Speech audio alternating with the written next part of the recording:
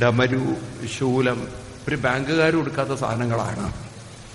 ദക്ഷൻ വിചാരിക്കുന്നത് വിഷ്ണുവിനാണ് കല്യാണം കഴിച്ചു കൊടുത്തെങ്കിൽ കയ്യിലൊക്കെ സ്വർണവും കിരീടവും ഒക്കെ വളമൊക്കെ സ്വർണ്ണമാണ് അല്ലേ? പ്രത്യേകിച്ച് ഇന്നത്തെ കാലത്ത് സ്വർണത്തിന് വിലയും കൂടിയിരിക്കുന്ന കാലഘട്ടത്തിൽ. അപ്പൊ അതുകൊണ്ട് ശിവനെ വലിയ ഒരു മൈൻഡ് ഉണ്ടായില്ല. ആർക്ക്? ദക്ഷന് അത് ഇഷ്ടമില്ല.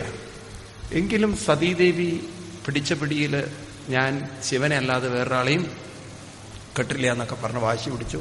കല്യാണമൊക്കെ നടത്തി. കല്യാണമൊക്കെ കഴിഞ്ഞ് അവർ സുഖമായിട്ട് ജീവിക്കണം. കാലം മുന്നോട്ട് പോയി. ഒരിക്കൽ അങ്കിരസ് മഹർഷിമാരുടെ യാഗം നടക്കുന്നു. അവിടെയാണെങ്കിൽ സ്ഥാനം, ഇപ്പൊ നിങ്ങൾക്ക് എളുപ്പം പറഞ്ഞാൽ മനസ്സിലാവും. ഈ ഗണപതി ഹോമത്തിനൊക്കെ അപ്പുറത്തിപ്പുറത്തൊക്കെ വിളക്ക് വയ്ക്കും. ഗുരുവിനൊരു വിളക്ക് ഇല്ലേ, ദേവിക്ക്, അങ്ങനെ ഒരു സങ്കല്പം വിളക്ക് വയ്ക്കുന്ന പോലെ യാഗത്തിനും 3 സ്ഥാനങ്ങളുണ്ട്. അവിടെയാണ് വിഷ്ണുവിനും ബ്രഹ്മാവിനും രുദ്രൻ എന്നാ പറയുക. ശിവന് ഈ യാഗത്തിന്റെ പേര് രുദ്രസ്ഥാനം എന്ന് പറയും. ഇപ്പൊ രുദ്രന്റെ ഭാഗം, രുദ്രഭാഗങ്ങളൊക്കെ ഉണ്ട്. ഈ സ്ഥാനത്ത് രുദ്രൻ ശിവൻ വന്നിരിക്കുന്നതാണ്. അപ്പോ സ്പോൺസർ ചെയ്തിരിക്കുന്നത്, യാഗത്തിന് സമ്പത്ത് കൊടുത്തിരിക്കുന്നത് ദക്ഷനാണ്. അപ്പൊ ദക്ഷൻ ആ യജ്ഞവേദിയിലേക്ക് വരുമ്പോ അന്നത്തെ കാലത്തെ മുഖ്യമന്ത്രിയാണ് ആര്? ദക്ഷൻ. വിവരമില്ലെങ്കിൽ നമ്മൾ എണീറ്റ് നിൽക്കണമല്ലോ, മുഖ്യമന്ത്രി പോയില്ല, എന്ത് ചെയ്യാൻ പറ്റും എന്ന് പറഞ്ഞ പോലെ നമ്മൾ ആ ദക്ഷൻ അങ്ങോട്ട് വരുന്ന സമയത്ത് എല്ലാവരും അദ്ദേഹത്തിനെ ബഹുമാനിക്കുകയാണ്, എണീറ്റ് നിന്ന് ബഹുമാനിക്കുകയാണ്. അപ്പൊ ദക്ഷൻ നോക്കി, എന്നെ കണ്ടിട്ട് ആരെങ്കിലും, ഈ ചില കുരുട്ടുബുദ്ധിക്കാർക്ക് നേരെയല്ലല്ലോ നോട്ടം, ഈ കുരുട്ടുബുദ്ധിക്കാരെപ്പോഴും നെഗറ്റീവായിട്ട് ചിന്തിക്കണം. അപ്പൊ അതുകൊണ്ട് ദക്ഷൻ നോക്കിയത് ആരൊക്കെ എണീറ്റു എന്നല്ല നോക്കിയത് ആരെങ്കിലും എന്നെ കണ്ടിട്ട് എണീക്കാത്തതുണ്ടോ നോക്കുമ്പോ 3 പേര് മാത്രം എണീറ്റിട്ടില്ല. ബ്രഹ്മാവ് എണീറ്റില്ല. ബ്രഹ്മാവ് പിതൃസ്ഥാനിയാണ്, അയാൾ എണീക്കേണ്ട കാര്യമില്ല. രണ്ടാമത്തത് വിഷ്ണു, അയ്യോ എന്റെ ആരാധ്യനായ ഭഗവാൻ, ഒട്ടും എണീക്കണ്ട. ശിവൻ ഇപ്പോഴാണെങ്കിൽ മകളെ കല്യാണം കഴിക്കുക കൂടി ചെയ്തതുകൊണ്ട് കണ്ണൂർക്കാരുടെ ഭാഷയിൽ പറഞ്ഞ ഓൻ എന്റെ മരുവനല്ലേ എന്നതാണ്. എന്റെ മരുവൻ എന്നെ കണ്ടു കഴിഞ്ഞാൽ, കണ്ണൂർക്കാർ ക്ഷമിക്കണേ, മരുമകൻ എന്നെ കണ്ടാൽ അമ്മായിയപ്പനെ കണ്ടാൽ എണീക്കണ്ടേ? കണ്ണുകൊണ്ട് എണീക്കലാണ്. ശിവനും കണ്ണുകൊണ്ട് എണീക്കാൻ പാവില്ല. രണ്ടുപേരും അങ്ങോട്ടും ഇങ്ങോട്ടും കണ്ണുകൊണ്ടൊക്കെ ഒരു വർത്തമാനം. കോപിഷ്ഠനായ ദക്ഷൻ പിന്നെ വായി തോന്നിയതൊക്കെ അങ്ങോട്ട് വിളിച്ചു പറയുകയാണ്. മർക്കടലോചന. മർക്കടം എന്ന് പറഞ്ഞാരാ? ശിവനെ പിടിച്ച പേരാ. കുറെ ചീത്ത വാക്കുകൾ പഠിക്കണമെന്നുണ്ടെങ്കിൽ നിങ്ങൾ ഭാഗവതെടുത്ത് നോക്കിയാൽ മതി. ഈ ദക്ഷൻ വിളിച്ച സകല വാക്കുകളും കാണാം. പ്രേതത്തിന്റെ കൂടെ ജീവിക്കുന്നവൻ, ഒരു വൃത്തിയും വെടുപ്പുമില്ലാത്ത ശിവൻ നാണത്ര വിളിക്കുക, പക്ഷെ ശവമാണ്. പിന്നെ അങ്ങോട്ട് തുടങ്ങി അങ്ങോട്ട് പാവം എന്റെ മകളുടെ ഒരു രോഗം നോക്കണം. ഈ വൃത്തിഹീനനായ ഈ എന്താ പറയുക, കംപ്ലീറ്റ് മനുഷ്യന്റെ അസ്ഥിയും അല്ലെങ്കിൽ എന്താണ് തലയോട്ടിയൊക്കെ കൊണ്ട് നടക്കുന്ന കൂടെയുള്ള ഭൂതഗണങ്ങൾ ഒരെണ്ണം കോലത്തിലല്ല. ഇങ്ങനെയുള്ള ആളുകളുടെ കൂടെ ജീവിക്കുന്ന ഈ ഒരാൾക്ക് എന്റെ മകളെ കൊടുത്തുപോയത് എന്റെ കഷ്ടം എന്നൊക്കെ പറഞ്ഞ് കുറെ ചീത്ത വിളിച്ചു. എന്നാലെങ്കിലും എണീറ്റ് നിൽക്കുന്നതാണ് ആര് വിചാരം? സീതയും കൂടി പറഞ്ഞപ്പോ പരമശിവൻ പരമാനന്ദം അവിടെ ഇരുന്നു, എണീറ്റതേയില്ല. അപ്പോഴേക്കും നാക്കിൽ നീ ദേഷ്യം പിടിച്ചാൽ പിന്നെ പിടികിട്ടില്ലല്ലോ. അടുത്ത വാക്കുകൾ പുറത്തു വന്നു. മേലാൽ ഒരു യാഗത്തിനും സ്ഥാനമുണ്ടാവാതെ ആവട്ടെ, കൊടുക്കുന്ന വരങ്ങളൊന്നും ഏൽക്കാതിരിക്കട്ടെ, ശപിച്ചു കളഞ്ഞു. ഇത് കേട്ടപ്പം കൂടെയുള്ള നന്ദീശ്വര സ്വാമികൾക്ക് ഒട്ടും അങ്ങോട്ട് ഇഷ്ടപ്പെട്ടില്ല. പരമശിവനെയാണ് ശപിക്കുന്നത്, കൊടുത്തു അങ്ങോട്ട് ശാപം. നന്ദീശ്വര സ്വാമി കൊടുത്ത ശാപം വളരെ നല്ല ശാപമാണ്. നിനക്കെല്ലാ ഐശ്വര്യം ഉണ്ടാവട്ടെ, അഭിവൃദ്ധി ഉണ്ടാവട്ടെ, ശ്രേയസ് ഉണ്ടാവട്ടെ എന്നൊക്കെ പറഞ്ഞിട്ട് അധികം വൈകാതെ മെന്റലാവട്ടെ എന്ന്. ബാക്കി എന്തുണ്ടായിട്ട് എന്താ കാര്യം? തല പോയാൽ പോയില്ലേ? നിന്റെ തല ആടിന്റെ തലയാവട്ടെ എന്ന്. നിന്റെ തല ആടിന്റെ തലയാവട്ടെ എന്ന്. അങ്ങനെ ആ ഒരു യജ്ഞഭൂമി, മന്ത്രഭൂമി ശാപഭൂമിയാക്കി ദക്ഷിണ ഇറങ്ങിപ്പോയി. യാഗം ഗംഭീരമായി നടന്നു. കാരണം ദക്ഷിണയില്ലെങ്കിൽ യാഗം നടക്കും. യാഗമൊക്കെ കഴിഞ്ഞ് ഇവിടെ ശിവൻ തിരിച്ചുപോയി. പാവം സതീദേവി ചോദിച്ചു, അച്ഛനെ കണ്ടില്ലേ? ഓ കണ്ടു കണ്ടു കണ്ടു കണ്ടു. വർത്തമാനമൊക്കെ പറഞ്ഞു നല്ലോണം. ആദ്യം കണ്ണുകൊണ്ട് പറഞ്ഞു, മൂക്കുകൊണ്ട് പറഞ്ഞു, നല്ലോണം പറഞ്ഞു. അല്ല അച്ഛനൊക്കെ സുഖം. നിന്റെ അച്ഛനല്ലേ പരമസുഖം. പരമശിവന്റെ ഒരു ഗുണം എന്താ വെച്ചാൽ അവിടെ നടന്നതൊന്നും സതീദേവിയോട് പറഞ്ഞില്ല. അങ്ങനെ ഒരാളെ കിട്ടാനും വലിയൊരു ഭാഗ്യം വേണം, വേണ്ടേ? ഇന്നൊക്കെ ആണെങ്കിൽ വീട്ടിൽ വന്നാൽ എന്താ ഉണ്ടാവുക നിങ്ങൾക്ക് പറയണ്ടല്ലോ. എന്റെ അച്ഛൻ ഇവനോട് തുടങ്ങും. പരമശിവനൊരക്ഷരം കുറ്റം പറഞ്ഞില്ല, എല്ലാം വളരെ നല്ലത് മാത്രം. പാവം സതീദേവി തെറ്റിദ്ധരിച്ചു അച്ഛൻ നല്ലൊരു മനുഷ്യനാണെന്ന്. അച്ഛന്റെ കയ്യിലിരിപ്പ് എന്താന്നുള്ളത് പറഞ്ഞു കൊടുത്താലേ അറിയുള്ളൂ. അങ്ങനെ ശിവന് യാഗങ്ങളൊന്നും ഇല്ല. ആർക്കും ഒരു യാഗം നടത്താനുള്ളൊരു ധൈര്യവും തൻ്റെ ഇടമില്ല. കാരണം ശിവനെ വിളിക്കാൻ പറ്റില്ലല്ലോ, ഇനി ശാപമുള്ളതല്ലേ. അങ്ങനെ ദക്ഷൻ തന്നെ സ്വന്തം ചെലവിലൊരു യാഗം നടത്താൻ തീരുമാനിച്ചു. എല്ലാവരെയും അറിയിച്ചു, എല്ലാ ഒരുക്കങ്ങളും ചെയ്തു. മനപൂർവം ആരെ വിളിക്കരുത്? ആരെ വിളിച്ചാ പോയില്ലേ? ആരെ വിളിക്കരുത്? ശിവനെ വിളിക്കരുത്. ശിവനെ വിളിച്ചില്ല. അതുകൊണ്ട് മകളായ സതിയും വിളിച്ചില്ല. അവളും വരുന്നത് ഇഷ്ടമായില്ല. ഇങ്ങനെയൊക്കെ കാര്യങ്ങൾ പോവുകയാണ്. അതിൻ്റെ ഇടയ്ക്ക് ബ്രഹ്മാവും വിഷ്ണുവും കോണ്ടാക്ട് ചെയ്തു. ഭഗവാൻ പറഞ്ഞു, വിഷ്ണു ഭഗവാൻ പറഞ്ഞു, ഞാൻ എന്തായാലും പോണില്ല, അങ്ങൊരു ട്രിപ്പ് ക്യാൻസൽ ചെയ്തു. ബ്രഹ്മാവും ട്രിപ്പ് ക്യാൻസൽ ചെയ്തു. ഇവിടെ യാഗം നടക്കണമെങ്കിൽ ആരെങ്കിലും വരണ്ടേ? ഇയാളാണെങ്കിൽ ടെൻഷൻ അടിച്ചിരിക്കുകയാണ് ദക്ഷൻ. കാരണം ബ്രഹ്മാവ് എത്തിയിട്ടില്ല, വിഷ്ണു ഭഗവാൻ എത്തിയിട്ടില്ല. അതിൻ്റെ ഇടയ്ക്കാണ് സതീദേവി എങ്ങനെയോ മണത്തറിഞ്ഞു. അച്ഛനൊരു യാഗം നടത്തുന്നുണ്ട്. അച്ഛനായതുകൊണ്ട് മകളെ വന്ന് വിളിക്കുക എന്നൊക്കെ പറഞ്ഞാൽ അത് ശരിയാണോ? ഒരു മകളുടെ കർത്തവ്യമല്ലേ കാര്യങ്ങളൊക്കെ മനസ്സിലാക്കി പോവുക എന്നൊക്കെ പറഞ്ഞൊരു സെന്റിയൊക്കെ അടിച്ച്, സെന്റിമെന്റലായി ആകെ പരമശിവന്റെ അടുത്ത് നിന്നിട്ട് പറഞ്ഞു, അച്ഛന്റെ യാഗമാണ്, ഒരു മഹത്തായ യാഗം നടത്തുകയാണ്, അതുകൊണ്ട് നമ്മൾ പോണ്ടേ എന്ന്. പരമശിവൻ കൈകൂപ്പിക്കൊണ്ട് പറഞ്ഞു, ദേവി യാഗങ്ങൾക്കൊക്കെ പോകണം, പക്ഷെ ചിലവർ വിളിച്ചാൽ പോവാതിരിക്കുന്ന തടിക്ക് നല്ലതാന്ന് പറഞ്ഞു. കാരണം അന്ന് എന്തൊക്കെയാ കിട്ടിയതെന്നുള്ള ഡോസ് നല്ല ബോധ്യമുണ്ടല്ലോ പരമശിവന്. അതുകൊണ്ട് ചിലരൊക്കെ വിളിച്ചാലും പോവാതിരിക്കുന്നത് അവനവന്റെ തടിക്ക് നല്ലതാണെന്ന്. പക്ഷെ പാവം സതീദേവി വിചാരിച്ചു, എന്റെ അച്ഛനെ പോലെ ഒരു പട്ടു സ്വഭാവം വേറെ ആർക്കും ഇല്ല, ഇത്രയും നല്ലൊരു മനുഷ്യനെ അങ്ങനെ ഒരിക്കലും എന്നെ ബുദ്ധിമുട്ടിക്കില്ല. അപ്പം സതീദേവി ചോദിച്ചു, അങ്ങില്ലെങ്കിൽ ഞാൻ ഒരു വിരോധമില്ല, ദേവിക്ക് പോകണോ ദേവിക്ക് പോയിക്കോളൂ. പക്ഷെ പരമശിവൻ അറിയാം അത് നല്ല പോക്കാവില്ല എന്നുള്ളത്. നന്ദീശ്വര സ്വാമികളോട് പറഞ്ഞു, ഒന്ന് കേമായിട്ട് അങ്ങോട്ട് പോയിക്കോളൂ, കൊട്ടി ഒരു ഇതൊക്കെ ആയിട്ട് അങ്ങോട്ട് പോയിക്കോളൂ. അങ്ങനെ സതീദേവിയെ നന്ദീശ്വര സ്വാമി വളരെ വാദ്യഘോഷ മേളങ്ങളോടെ കൊണ്ടുപോവാണ്. ഈ വാദ്യഘോഷമൊക്കെ കേട്ടപ്പം ദക്ഷൻ തെറ്റിദ്ധരിച്ചു ബ്രഹ്മാവും വിഷ്ണു, ഈ രണ്ട് പാർട്ടിയാണല്ലോ വരാനുള്ളത്, അവർ വരാത്തവർ വരികയാണെന്ന്. ഓടി വന്ന് ബൊക്കെയുണ്ട്, മാലയുണ്ട്, അതുപോലെ തന്നെ പൂർണ്ണവും ബൊക്കെയിട്ട് അങ്ങനെ ഓടി വന്ന് നോക്കുമ്പം കണ്ണങ്ങനെ നിശ്ചലമായി പോയി. കാണുന്നത് തന്റെ മകൾ സതി. പിന്നെ തല പൊക്കി നോക്കി. അതെന്തിനാവോ? കൂട്ടത്തിൽ മറ്റേ മരുമകനും ഷോതിൽ നോക്കുകയാണ്. കണ്ടതും അങ്ങോട്ട് കോപം കൊണ്ട് അലറി, ഹേയ് എന്തിനാ ഇവളിവിടെ വന്നിരിക്കുന്നത്? ആരെ കാണാൻ? എനിക്ക് ആരെയും കാണണ്ട. ആ ഒരു പുച്ഛഭാവത്തിൽ മൈൻഡ് ചെയ്യാതെ വളരെയധികം അവജ്ഞയോടുകൂടി, ദേഷ്യത്തോടുകൂടി, വെറുപ്പോടുകൂടി മുഖം തിരിച്ച് നടന്നു. അത് കാണുന്ന സമയത്താണ് സതീദേവിക്ക് നെഞ്ചിൽ കിട്ടിയൊരു പ്രഹരം പോലെ.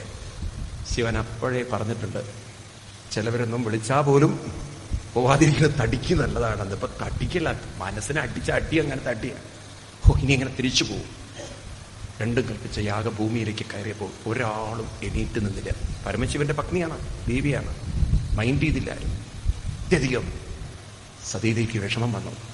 അപ്പോഴാണ് നന്ദീശ്വര സ്വാമി കഥകളൊക്കെ ഇങ്ങനെ പറഞ്ഞത്. ഇങ്ങനെ പണ്ട് യാഗത്തിനുണ്ടായി, അവിടെ വെച്ച് ശിവനെ ഇൻസൾട്ട് ചെയ്തു. ആ സതീദേവി തന്റെ വിഷമം മുഴുവൻ വളരെ മനോഹരമായി അവതരിപ്പിക്കുന്നൊരു ശ്ലോകമുണ്ട്. അവിടെ പറയാണ്, ഇനി ഞാൻ ശിവന്റെ അടുത്തേക്ക് പോകാൻ ഒട്ടും ആഗ്രഹിക്കുന്നില്ല. കാരണം എൻ്റെ പാവം പരമശിവൻ, ആരെയും വേദനിപ്പിക്കാത്ത പരമശിവൻ, ആരെയും ദ്വേഷിക്കാത്ത പരമശിവൻ എന്നെ ദാക്ഷായണി എന്ന് വിളിക്കുന്നത് എനിക്കൊട്ടും കേൾക്കേണ്ടതില്ലാത്തൊരു വാക്കാണ്. അതുകൊണ്ട് നിങ്ങൾ തന്ന ശരീരത്തെ ഞാൻ ഇവിടെ തന്നെ സമർപ്പിക്കുന്നു എന്ന രീതിയിൽ ശരീരം വിട്ടു. യാഗാഗ്നിയിലേക്ക് ചാടിയെന്നോ അല്ലെങ്കിൽ യോഗാഗ്നി കൊണ്ട് കത്തിച്ചു എന്നോ ഒക്കെയാണ് നമ്മുടെ കേരളത്തിന്റെ ഭാഗവതത്തിലെ കഥയെങ്കിലും നോർത്തിൽ അങ്ങനെയല്ല കഥ.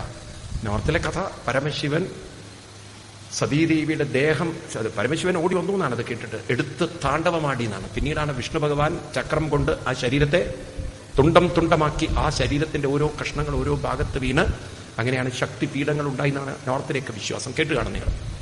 ഏതായാലും ഇവിടെ സതീദേവി ശരീരം ഉപേക്ഷിച്ചു എന്നുള്ള വാർത്ത കേട്ടതും ഈ വിവരം അറിയുന്ന പരമശിവൻ ഉഗ്ര കോപിയായി തന്റെ ജടയെടുത്ത് അടിക്കുന്നതും അതിൽ നിന്ന് വീരഭദ്രസ്വാമികൾ പ്രകടമാവുന്നതും ദക്ഷന്റെ തലയെടുത്ത് ആടിന്റെ തല വയ്ക്കാനുള്ള നിർദ്ദേശം നൽകുന്നതും ഒരു കൊടുങ്കാറ്റ് പോലെ വീരഭദ്രസ്വാമികൾ പോകുന്നതും പണ്ട് ദക്ഷൻ പരമശിവനെ അവഹേളിക്കുമ്പോൾ ആരൊക്കെ അവഹേളിക്കാൻ കൂട്ടുകൂടിയിട്ടുണ്ടോ അവർക്കൊക്കെ കനത്ത ശിക്ഷ.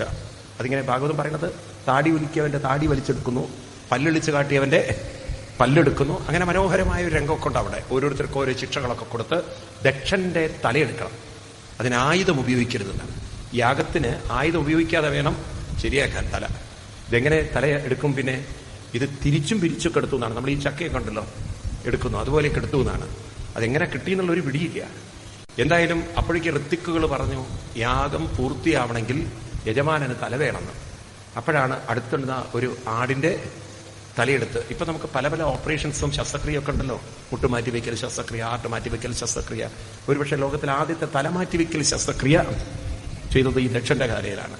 അപ്പൊ ആ എക്സ്പെരിമെന്റ് ഇവിടെ നടത്തിയിരുന്നു. ഇനിയിപ്പോ നാളെ അതൊക്കെ പറയുമ്പോൾ ഇത് മിത്താന്ന് പറഞ്ഞു വരരുത് നിങ്ങൾ. കാരണം ഈ സ്റ്റോറിയൊക്കെ നേരത്തെ തന്നെ നമ്മുടെ പുരാണങ്ങളിൽ ഉണ്ട്. ഇപ്പൊ തന്നെ പന്നിയുടെ ഹാർട്ട് വെച്ച് തുന്നി പിടിപ്പിക്കാന്നൊക്കെ കേട്ടിട്ടുണ്ട്. ഇനി പന്നിയുടെ തല എന്നാണോ വരിക എന്നറിയില്ല. മനസ്സിലായില്ലേ? കാലം മുന്നോട്ട് പോകുമ്പോൾ അതൊക്കെ വരികയായിരിക്കാം മനുഷ്യന്റെ തലയ്ക്ക്, കഴുത്തിന്റെ മുകളിൽ. ഏതായാലും ഇപ്രകാരം ഒരു ആടിന്റെ തല വെച്ചു കൊടുത്ത ദക്ഷൻ. അപ്പോഴാണ് ബോധം വരുന്നത്. പിന്നീട് ഭഗവാനെ സ്തുതിക്കുകയാണ്. ആ സമയത്ത് വിഷ്ണു ഭഗവാൻ ഇവർക്ക് കൊടുക്കുന്ന ഒരു ഉപദേശം 4-ാം സ്കന്ധത്തിൽ 7-ാം അധ്യായത്തിൽ 50, 51, 52, 53, 54 ശ്ലോകങ്ങളിൽ. ഇത് വാസ്തവത്തിലുണ്ടോ? ഈ ശ്ലോകങ്ങളാണ് നമ്മുടെ ഹിന്ദു സംസ്കൃതിയുടെ മഹത്വം യഥാർത്ഥത്തിൽ എന്താണെന്ന് നമുക്ക് കാണിച്ചു തരുന്നത്. ഈ കഥയുടെയൊക്കെ പൊരുൾ ഒളിപ്പിച്ചു വെച്ചിരിക്കുന്നത് ഇത്തരം ശ്ലോകങ്ങളിലാണ്. ഇവിടെ ഇപ്പൊ നമുക്ക് ദക്ഷന്റെ അഹങ്കാരം എന്നൊക്കെ പറഞ്ഞ് കഥകൾ പറയാം. പക്ഷെ എന്താണ് ഈ അഹങ്കാരത്തിന് കാരണം? അടുത്തപടി എന്താണ്? അടുത്ത തലത്തിലേക്ക് നമ്മൾ പോകാൻ. ഓരോരുത്തരും അവരവരുടെ അഹങ്കാരവും അഭിമാനവും ഒക്കെ വെച്ച് ജീവിക്കുന്നതിന്റെ അടിസ്ഥാന കാരണം മനുഷ്യൻ അവനവനെ കുറിച്ചുള്ള അജ്ഞതയാണ്. അതാണ് ഗുരുസ്തോത്രത്തിൽ എഴുതി വെച്ചിരിക്കുന്നത്, അജ്ഞാനതിമിരാന്തസ്യ ജ്ഞാനാഞ്ജനശലാകയ ചക്ഷുരുന്മീലിതം യേന തസ്മൈ ശ്രീ ഗുരവേ നമ. അജ്ഞാനത്തിൽ നിന്നാണ്. അജ്ഞാനം എന്ന് പറഞ്ഞാൽ തന്നെക്കുറിച്ചും മറ്റുള്ളവരെക്കുറിച്ചും വേണ്ടത്ര അറിവില്ലായ്മയാണ് മനുഷ്യന് പലതരത്തിലുള്ള എന്താണ് തോന്നുക, ചെറുപ്പവും വലിപ്പവും ഒക്കെ തോന്നുന്നത്. മറ്റൊരാളെ താഴ്ന്നും താൻ ഉയർന്നവനൊക്കെ തോന്നുന്നതിന് കാരണം വേണ്ടത്ര ജ്ഞാനമില്ലാത്തത് കൊണ്ടാണ്. വിജ്ഞാനം എന്നത് എന്ത് ജ്ഞാനമാണ് നമുക്ക് വേണ്ടത്? ആത്മീയമായ ബോധം. അതെന്താണ്? അതാണ് ഈ 4-ാം സ്കന്ധത്തിൽ 7-ാം അധ്യായത്തിൽ പറയുന്നു. അഹം ബ്രഹ്മാശ്ച സർവശ്ച ജഗതക്കാരണം പരം ആത്മേശ്വര ഉപദൃഷ്ട സ്വയം ദൃക് അവിശേഷണ തസ്മിൻ ബ്രഹ്മണി അദ്വിതീയേ കേവലേ പരമാത്മനി ബ്രഹ്മരുദ്രൗച്ച ഭൂതാനി വേദേന ജ്ഞോനുപശ്യതി യഥാ പുമാന്നസ്വാംഗേഷു ശിരപ്പാണ്യാദിഷു കുതിൽ പാരക്യബുദ്ധിം കുരുതേ തഥാ ഭൂതേഷു മത്പര ത്രയാണാമേകഭാവാനം യോന പശ്യതി വൈഭിതം സർവഭൂതാത്മനം ബ്രഹ്മൻ ശാന്തിം അധിഗച്ഛതി. പലതൊക്കെ തലയിൽ കയറും എനിക്കറിയില്ല. പറയുന്നത് 3 പേര്, അഹം സർവശ്ച ബ്രഹ്മശ്ച. അതായത് ശിവനും നമ്മുടെ സൃഷ്ടിയെക്കുറിച്ച് പറയുക, സൃഷ്ടാവായി ബ്രഹ്മാവും പാലകനായി വിഷ്ണുവും ഇതിനെല്ലാം സംഹാരം ചെയ്യുന്നത് ശിവനുമാണ്. അപ്പൊ ഇതിനെ മനസ്സിലാക്കി തരികയാണ് ഭാഗവതം. അതായത് എന്താണ് ഇത് 3?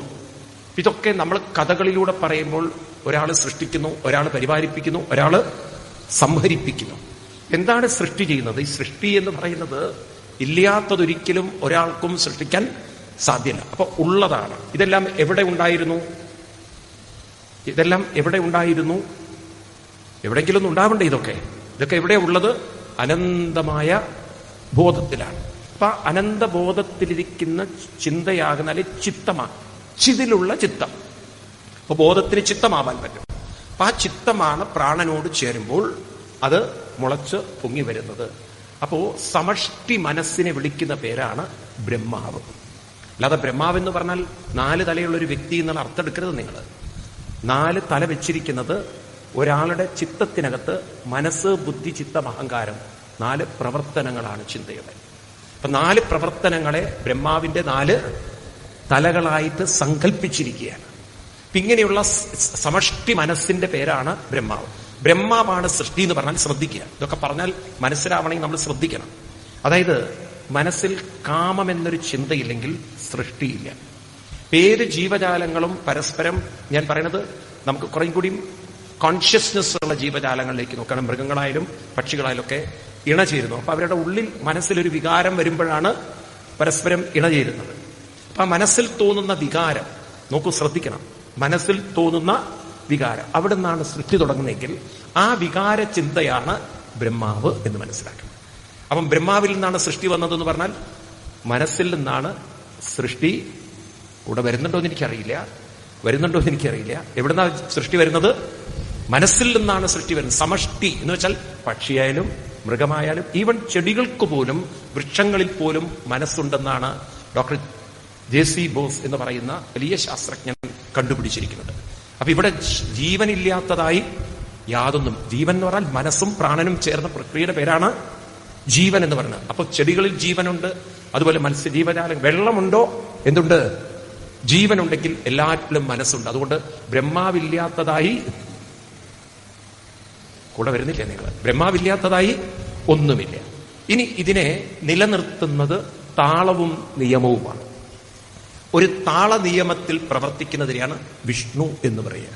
അപ്പൊ സ്ഥിതി ചെയ്യുക എന്ന് പറഞ്ഞാൽ താള നിയമങ്ങളിൽ പ്രവർത്തിക്കുന്നതിന്റെ പേരാണ് വിഷ്ണു. അപ്പൊ നമ്മളൊക്കെ താള നിയമങ്ങൾ തെറ്റിക്കുമ്പോഴാണ് നമുക്ക് പല പല രോഗങ്ങളും പ്രസംഗം. അപ്പൊ നമുക്കൊരു രാവിലെ എണീക്കുക എന്നുള്ളത് പലർക്കും മടിയാ. കുട്ടികളെ നിങ്ങൾ എണീപ്പിക്കില്ല.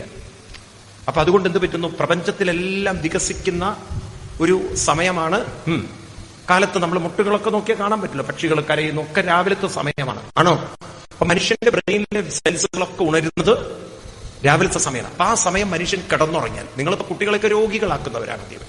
അപ്പൊ രാവിലെ കിടന്നുറങ്ങിക്കഴിഞ്ഞാൽ എന്ത് സംഭവിക്കും? ഈ ഇന്റേണൽ ഓർഗൻസും അത് ലേസി ആയി പോകും. അപ്പൊ നമ്മളെന്നൊരു അഹങ്കാരത്തിൽ ജീവിക്കണം മനുഷ്യൻ. ഇവിടെ ഹാർട്ടും ലിവറും കിഡ്നിയും അതുപോലെ പാൻക്രിയാസും പ്രവർത്തിച്ചില്ലെങ്കിൽ പിന്നെ ഇവിടെ മനുഷ്യന് ജീവിതമുള്ളത്. അപ്പൊ ഈ പാൻക്രിയാസ് ഒക്കെ പ്രവർത്തിച്ചില്ലെങ്കിൽ ഇൻസുലിൻ പ്രൊഡ്യൂസ് ചെയ്യില്ല. അപ്പൊ ഇൻസുലിൻ പ്രൊഡ്യൂസ് ചെയ്യാതെ ക്രമേണ അത് മടി കാണിച്ചാൽ പിന്നെ അതിന് ഇൻസുലിൻ നമുക്ക് കുത്തിവെക്കേണ്ടി വരും. അതുകൊണ്ടാണ് ആരോഗ്യമുള്ളൊരു ജീവിതം ഉണ്ടാവണമെങ്കിൽ എന്ത് വേണം? ബൂസ്റ്റും ഹോർലിക്സും എടുത്ത് കഴിച്ചാൽ പോരാ. അതാണ് നിങ്ങൾ കുട്ടികളൊക്കെ കേടുവരുത്തിയത്. ബൂസ്റ്റും ഹോർലിക്സും കഴിപ്പിച്ച് ശീലിപ്പിച്ചു നമ്മൾ. എന്താണ്? Boost is A secret of my energy. സത്യത്തിൽ നല്ല അമ്പലങ്ങളൊക്കെ ഉണ്ട് ഈ കേരളത്തിൽ. എന്നിട്ട് നോക്കൂ, ഇന്ന് ഇന്ത്യയിൽ ഏറ്റവും കൂടുതൽ മെഡിസിൻ വിൽക്കുന്ന സ്ഥലം ഏതാ അറിയോ? ഏറ്റവും കൂടുതൽ മെഡിക്കൽ ഷോപ്പുള്ള സ്ഥലം ഏതാ അറിയോ? കേരളമാണ്. എന്താ ഇങ്ങനെയായിപ്പോയത്? കാരണം ഒന്ന് മക്കളെ നശിപ്പിച്ച് കൈ കൊടുത്തു. മനസ്സിലായില്ലേ? മക്കളെ അങ്ങോട്ട് നശിപ്പിച്ചു. നമ്മൾ കാലത്തെണീറ്റ് എവിടെ കൊണ്ടുപോയി ശീലിക്കേണ്ടിയിരുന്നു? അമ്പലത്തിലൊക്കെ കൊണ്ടുപോയി ശീലിക്കേണ്ടിയിരുന്നു. രാവിലെ എണീറ്റ് അതിനാണ് നമ്മൾ അമ്പലം വെക്കേണ്ടത്. അല്ലാതെ അമ്പലം കല്ലിനെ ദൈവമാക്കാനല്ല. ഒരു കല്ല് ഇന്നുവരെ ദൈവമായിട്ടുമില്ല. ഇന്ന് വരെ ഒരു കല്ലിനെ ആർക്കും ദൈവമാക്കാൻ പറ്റിയിട്ടുമില്ല. ഭഗവാൻ തന്നെ പറയുന്നുണ്ട്, എന്റെ മുന്നിൽ വന്ന് നിങ്ങൾ പ്രാർത്ഥിക്കുന്നെങ്കിൽ നിങ്ങൾ മന്ദബുദ്ധിയാണെന്നാണ് പറയുന്നത്. എന്റെ മുന്നിൽ വന്ന് പ്രാർത്ഥിക്കാനല്ല നിങ്ങൾ വരേണ്ടത്, എന്നെ പ്രാപിക്കാൻ വരണമെന്നാണ്. ഭാഗവതത്തിൽ രുക്മിണി ദേവിയുമായി കൃഷ്ണൻ നടത്തുന്ന ഒരു സംവാദം, ദശമസ്കന്ധം 60-ാം അധ്യായം 53-ാം ശ്ലോകം. ദശമസ്കന്ധം, ഇപ്പൊ നിങ്ങളുടെ ഒരു പുസ്തകം ഉണ്ടാവില്ല, ശ്ലോകം ഞാൻ പറയാം. മാം പ്രാപ്യമാനിന്യപവർഗ സമ്പദം വാഞ്ചന്തിയേ സമ്പദയേവ സത്പതിം തേ മന്ദഭാഗ്യ നിരയേബിയേ നണം മാത്രാത്മകത്വൽ നിരയസ്സു സംഗമ. മാം പ്രാപ്യ അർത്ഥമാവും, നിങ്ങൾക്ക് അർത്ഥമാവും. മാം പ്രാപ്യ, മാം എന്നെ, പ്രാപ്യ, പ്രാപ്യ പറഞ്ഞാൽ പ്രാപിക്കേണ്ടവരാണ്. അങ്ങനെയുള്ള നിങ്ങൾ എന്റെ മുന്നിൽ വാഞ്ചതി, വാഞ്ചിക്കുക.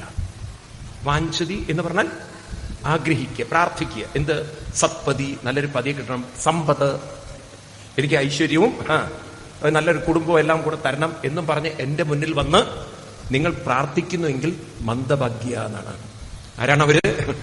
നിങ്ങൾ എന്റെ മുന്നിൽ വന്ന് കൈനീട്ടി പ്രാർത്ഥിക്കാനല്ല വരേണ്ടത്, എന്നെ പ്രാപിക്കണം. നിങ്ങളും ഞാനും വേറെയല്ല, ഞാനും നിങ്ങളും ഒന്നാണെന്ന് പഠിപ്പിക്കുന്ന കൃഷ്ണൻ എങ്ങനെ ഒരു വിഗ്രഹത്തിൽ ഒതുങ്ങി നിൽക്കുക? നിങ്ങൾ നാരായണീയം പഠിച്ചിട്ടില്ലേ? നാരായണീയത്തിലെ 98-ാം ദശകത്തിലെ ഈ 3-ാമത്തെ ശ്ലോകമൊക്കെ കുട്ടികളെയൊക്കെ പഠിപ്പിക്കണം നമ്മൾ. അവിടെ ഭട്ടതിരിപ്പാട് ഗുരുവായൂരപ്പനെ കുറിച്ച് വർണ്ണിച്ചിരിക്കുകയാണ്. പലരും 1-ാമത്തെ ശ്ലോകം മാത്രമേ കണ്ടിട്ട് പോകുള്ളൂ, സാന്ദ്രാനന്ദാവബോധം. ഈ ശ്ലോകമൊന്നും ആരും കാണില്ല. ഭട്ടതിരിപ്പാട് ഗുരുവായൂരപ്പനെ കുറിച്ച് വർണ്ണിച്ചിരിക്കുകയാണ്. ഭഗവാന്റെ ആ ഒരു വർണ്ണനയുണ്ട്, നിർഗുണതത്വ വർണ്ണന. അതിലെഴുതി വെച്ചിരിക്കുന്നത്, നോത്തിര്യം ചം നമർത്യം നസുരമസുരം നസ്ത്രിയം നപ്പുമംസം നോ ദ്രവ്യം കർമ്മജാതിം സദസത്വാവിതേ രൂപമാഹു ശിഷ്ടം യസ്യാ നിഷേധേ നിഗമശതേ രക്ഷണാവൃത്തിതസ്ഥൽ കൃഷേണ വിദ്യമാനം പരമസുഖമയം ബാധിതസ്മൈ നമസ്തേ. എന്താ പറയണത്? നോ തിര്യംജം. അവിടുന്ന് തിര്യക്ക് രൂപത്തിലുള്ള ഒരാളല്ല, മൃഗങ്ങൾ രൂപത്തിലുള്ള ഒരാളല്ല. ന മർത്യം, ആരല്ല? ഒരു മനുഷ്യനല്ല, മനുഷ്യരൂപത്തിലുള്ള അല്ല. ന സുരം ന മസുരം ന സ്ത്രീ ന പുമാൻ. മനസ്സിലാവോ നിങ്ങൾക്ക്? ഈ രൂപത്തിലൊന്നുള്ള ആളല്ല. ന പുമാൻ എന്നൊക്കെ പറഞ്ഞാൽ ഒരു മനുഷ്യരൂപത്തിലുള്ള ആളല്ല അങ്ങ്. പിന്നെ ആരാണ്? എന്നാ ദ്രവ്യം, വല്ല വിഗ്രഹമാണോ? ഫോട്ടോ അങ്ങനെ എന്തെങ്കിലും ആണോ? അതുമല്ല. പിന്നെ അങ്ങക്ക് ഒരു എന്താ പറയാ, ഗുണങ്ങളും ഗുണത്തിനെല്ലാം അതീതനാണ്. പ്രത്യേകിച്ച് അങ്ങക്ക് ഉണ്ടെന്നോ ഇല്ലെന്നോ എന്നുള്ള ഭാവങ്ങളൊന്നുമില്ല. പിന്നെ ആരാണ് അങ്ങ്? ശിഷ്ടം യസ്യ നിഷേധേ. ഇതൊക്കെ ഒന്ന് മാറ്റി വെച്ചു കഴിഞ്ഞാൽ എന്തെന്നാണോ അവശേഷിക്കുന്നത്? പിന്നെ അവശേഷിക്കുന്ന എന്താണ്? രൂപങ്ങളൊക്കെ മാറ്റി വെച്ചു കഴിഞ്ഞാൽ അവശേഷിക്കുന്നത് ഇതിനെ അറിയുന്നൊരു ബോധം മാത്രമാണ്. നമ്മൾ ആ ബോധത്തിലേക്കാണ് ശ്രദ്ധ വരാത്തത്. ഇതിനെല്ലാം അറിയുന്ന ബോധസ്വരൂപനായ കൃഷ്ണേണാ വിദ്യമാനം. ആർക്കാണോ അവരവരുടെ ഹൃദയത്തിൽ അറിയാൻ സാധിക്കുന്നത്, അവിടെയാണ് ഗുരുവായൂരപ്പ അങ്ങ് പരമസുഖമയം ബാധിതസ്മൈ നമസ്തേ. ഗുരുവായൂർ അമ്പലത്തിന്റെ ഉള്ളിൽ ഒരു വിഗ്രഹത്തിൽ ഒതുങ്ങി നിൽക്കുന്ന ഗുരുവായൂരപ്പനെയല്ല ഭട്ടതിരിപ്പാട് പരിചയപ്പെടുത്തിയത്. എവിടെയാണ് പരിചയപ്പെടുത്തുന്നത്? നമ്മൾ ഓരോരുത്തരുടെയും ഉള്ളിൽ ആ ഗുരുവായൂരപ്പനെ നമുക്ക് ബോധരൂപത്തിൽ കാണാൻ സാധിക്കണ്ടേ? അപ്പോ നമ്മുടെ ജീവിതം ഒരു കൃത്യനിഷ്ഠയോടെ കൊണ്ടു നടന്ന് ഒരു താളത്തിലാക്കുമ്പോഴാണ് വിഷ്ണു വരുന്നത്. ഇനി ശിവൻ എന്ന് പറഞ്ഞാൽ നമ്മൾ കരുതിയിരിക്കുന്നത് ചാടി ഡാൻസ് കളിച്ചൊക്കെ നശിപ്പിക്കുന്ന ആളെന്നാണ്. ഇവിടെ വിനാശം എന്നൊരു വാക്കാണ് നമ്മൾ ശിവനെ എപ്പോഴും പറയാം, അല്ലെ? സംഹാരം എന്ന് പറഞ്ഞാൽ നശിപ്പിക്കലല്ല. നോക്കൂ, ഇതൊക്കെ സയൻസ് ആണ്. എപ്പോഴും നിങ്ങൾ നോക്കണം, ബ്രഹ്മ വിഷ്ണു ശിവൻ ഇതൊരു കോമ്പിനേഷനാണ്. ഒന്ന് മറയുമ്പോഴാണ് മറ്റൊന്ന് പ്രകടമാവും. അതുകൊണ്ട് ശിവന്റെ പേര് തന്നെ ശിവം എന്നാണ്, മംഗളമാണ്. ഒന്ന് മംഗളമാവണമെങ്കിൽ അതിന്റെ ആദ്യത്തെ അവസ്ഥയിൽ നിന്നും അത് മാറണം, മാറ്റമാണ്. ഇവിടെ മരണമല്ല ഉള്ളത്, ഇവിടെ ഒക്കെ നമ്മൾ ശരിക്കും ഉൾക്കൊള്ളണം. ആരും മരിച്ചു പോകുന്നില്ല, എല്ലാം മാറ്റങ്ങളാണ്. ഒരു രൂപത്തിൽ നിന്നും മറ്റൊരു രൂപത്തിലേക്ക്. അത് നമ്മൾ ഈ സൂക്ഷ്മത കാണാത്തത് കൊണ്ട് നമുക്ക് പലപ്പോഴും നമ്മൾ മരണത്തെ തെറ്റായി മനസ്സിലാക്കുക. അല്ലെങ്കിൽ ആരാ അവിടെ മരിച്ചു പോയിട്ടുള്ളത്? ആരെങ്കിലും മരിച്ചു പോയിട്ടുണ്ടോ? അപ്പൊ അങ്ങനെ പറഞ്ഞാൽ നിങ്ങൾ ഒരു സ്വാമിക്ക് വട്ടാണ്. നിങ്ങൾ സ്വയം നോക്കൂ, ഒരാൾ മരിച്ച ആളുടെ ശ്വാസം അന്തരീക്ഷത്തിൽ ഉണ്ടായിട്ടുണ്ടോ? അതില്ലാതെ ഇരുന്നിട്ടുണ്ടോ? ഇപ്പൊ ഞാനും നിങ്ങൾ ശ്വസിക്കുന്ന ആ വായു പുറത്തേക്ക് തന്നെയല്ലേ ഇപ്പോൾ അന്തരീക്ഷത്തിലേക്ക് ചേരല്ലേ? ആണോ? ഒരുപക്ഷെ നിങ്ങൾ ശ്വസിച്ച് തള്ളിയതായിരിക്കും കുറച്ച് ഞാനും കൂടി എടുക്കണ്ടാവുക. അപ്പൊ ഈ മരിച്ചു പോയവരൊക്കെ ശ്വാസം ആരെങ്കിലും ശ്വസിച്ചിട്ടുണ്ടാവില്ലേ? എന്തോന്നും മിണ്ടാത്തത് നിങ്ങൾ? ഉണ്ടാവില്ല, ഉണ്ടാവും. അപ്പൊ ആരും മരിച്ചു പോയിട്ടുണ്ടോ? അവരെ ശ്വാസം അന്തരീക്ഷത്തിലുണ്ട്, അതെങ്ങോട്ട് പോയിട്ടില്ല. ഉണ്ടോ? ഒരാളുടെ ശരീരത്തിലുള്ള ജലം മുഴുവൻ അന്തരീക്ഷത്തിലേക്ക് അല്ലേ പോകുന്നു ശരീരത്തിൽ നിന്ന്. ഉണ്ടോ ഇല്ലയോ? അതില്ലാതെ ആവുന്നുണ്ടോ? എന്താ ഒന്നും മിണ്ടാത്തത്? ഇപ്പൊ നമ്മുടെ വീട്ടിൽ ആരെങ്കിലും മരിച്ചു, അവരുടെ ശരീരത്തിലെ ജലമൊക്കെ അന്തരീക്ഷത്തിലേക്ക് പോയി, അത് മഴയായി പെയ്തു കിണറ്റിൽ വീണു. ആ വെള്ളം നിങ്ങൾ കുടിച്ചു കഴിഞ്ഞാൽ നിങ്ങൾ അറിയുന്നുണ്ടോ നിങ്ങൾ അച്ഛനെയാ കുടിച്ചത് എന്നുള്ളത്? അല്ല, തമാശയല്ല. നമ്മുടെ വീട്ടിലുള്ള മരിച്ചുപോയവരുടെയൊക്കെ ആ ശരീരത്തിലെ ജലം നമ്മൾ കുടിച്ചിട്ടില്ല എന്ന് എങ്ങനെയാ പറയാൻ പറ്റുക? പറയൂ നിങ്ങൾ. അഗ്നി, ചൂട് അന്തരീക്ഷത്തിലേക്ക് പോകുന്നു, ഇല്ലാതെ ആവുകയാണോ? എന്താ മിണ്ടാത്ത നിങ്ങൾ? വല്ലതും നശിക്കുകയാണോ? ഇനി ആകെ ഉള്ളത് ഈ അസ്ഥികൂടം മാത്രമേ ഉള്ളൂ. അത് മണ്ണിലേക്ക് പോയി പൊടിഞ്ഞു വല വളവുമായിട്ട് വലിച്ചെടുത്തു. അതുകൊണ്ടാണല്ലോ നമ്മൾ വാഴ വെക്കുന്നത്. ആണോ? എന്താ ഒന്നും മിണ്ടാത്തത്? മരിച്ചു കഴിഞ്ഞാൽ നമ്മുടെ ഹിന്ദുക്കൾ ദഹിപ്പിച്ചെടുത്തൊരു വാഴ വെക്കില്ലേ? ഒരു തെങ്ങ് വെച്ചു, തെങ്ങിൻ തൈ വെച്ചു കഴിഞ്ഞാൽ, അച്ഛൻ മരിച്ചു, അച്ഛനെ ദഹിപ്പിച്ചെടുത്ത് തെങ്ങിൻ തൈ കുഴിച്ചു വെച്ചു കഴിഞ്ഞാൽ ആ അസ്ഥി എല്ലാം വലിച്ച് ആര് വളമാക്കും? മണ്ണിൽ തന്നെ കിടക്കും അസ്ഥി മുഴുവൻ. എന്ത് ചെയ്യും? ആ തെങ്ങെന്ത് ചെയ്യും? ആ അസ്ഥിയെല്ലാം വലിച്ച് നമ്മൾ എല്ലുപൊടി എന്നൊക്കെ പറയുന്ന വളവളെ വരുന്നില്ലേ, അതെല്ലാം കൂടി വലിച്ചെടുക്കും. അത് ഉണ്ടോ? അപ്പൊ അച്ഛൻ എവിടെ ഉണ്ട്? എനിക്കത് തമാശ, അച്ഛൻ തെങ്ങിലുണ്ട് എന്നുള്ളത്. അപ്പൊ അച്ഛൻ എവിടെയുണ്ട്? തെങ്ങിലുണ്ട്. ഇല്ലയെന്ന് പറയാൻ പറ്റുമോ നിങ്ങൾക്ക്? പക്ഷെ നിങ്ങൾക്ക് തോന്നുന്നു നിങ്ങളുടെ അച്ഛൻ തെങ്ങിലുണ്ടെന്ന്.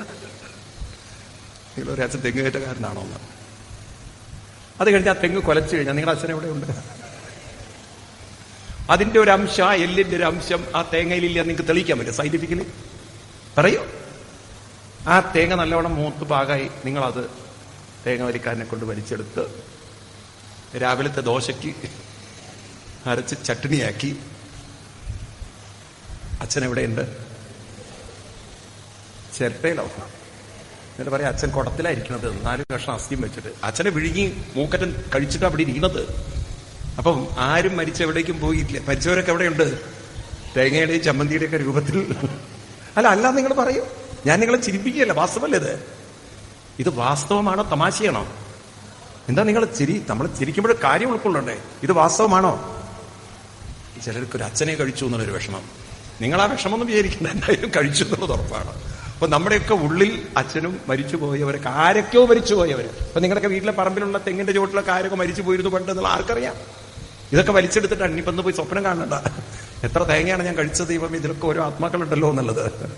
ഈ തരത്തിൽ നമ്മൾ നോക്കുമ്പോ ആരും ഇവിടെ നിന്ന് പോയിട്ടില്ല. എവിടെയുണ്ട് പോയവരൊക്കെ? നമ്മളിലൊക്കെ ഉണ്ട്. ഇനിയിപ്പോ നമ്മുടെ വിചാരം നമ്മൾ പോയാൽ ഒക്കെ ഒന്നും പോവില്ല. അത് വീണ്ടും വേറെ വല്ലവരും ചമ്മന്തിയുടെ കൂടെ നമ്മളെ അടിച്ചു തീർക്കും. എപ്പോഴും ഓർത്തോളൂ, നാളെ തേങ്ങ ആവേണ്ടവരാണെന്നുള്ളത്. ആ ബോധം ഉണ്ടാവണം. ആരുടെയോ ദോശപാത്രത്തിൽ ചമ്മന്തിയായി തീരേണ്ടവരാണെന്നുള്ളൊരു ബോധം ഇടയ്ക്കിടയ്ക്ക് ഉണ്ടെങ്കിൽ നല്ലതാണ്. ഇനിയിപ്പോ ഇന്ന് പോയാൽ നിങ്ങൾക്ക് തേങ്ങ കാണുമ്പോൾ അതാ ഓർമ്മ വരിക, ദൈവമേ ഒരു ദിവസം എന്നെ അരക്കില്ല വരും എന്നുള്ളത്. ഇതാണ് ജീവിതം. അപ്പൊ ശിവൻ എന്ന് പറഞ്ഞാൽ ഒന്നും നശിപ്പിക്കുകയല്ല. ഒരു രൂപത്തിൽ നിന്നും ഒരു രൂപം മാറിയാലേ വേറൊന്നും ഉണ്ടാവാൻ പറ്റുള്ളൂ.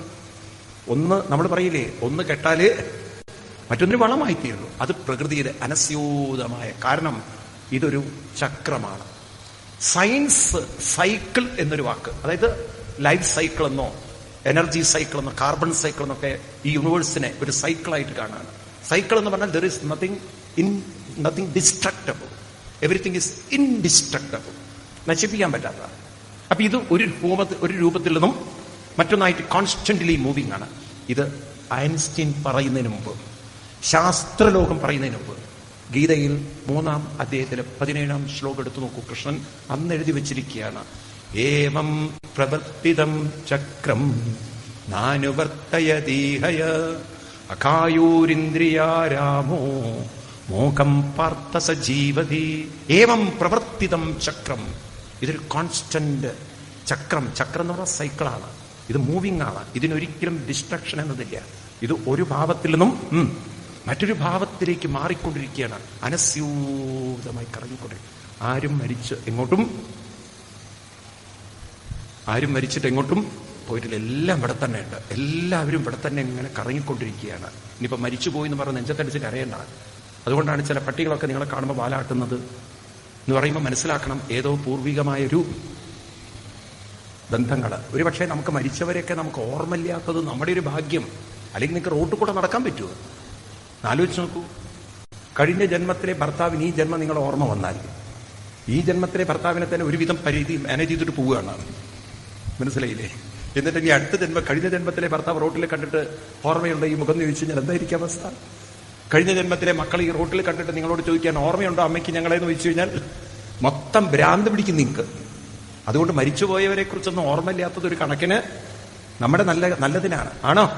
അപ്പൊ അതുകൊണ്ട് ഇവിടെ നമ്മൾ വന്നിരിക്കുന്നത്, ശ്രദ്ധിക്കുക, ഒന്നിനോടും ഒട്ടിപ്പിടിക്കാനല്ല.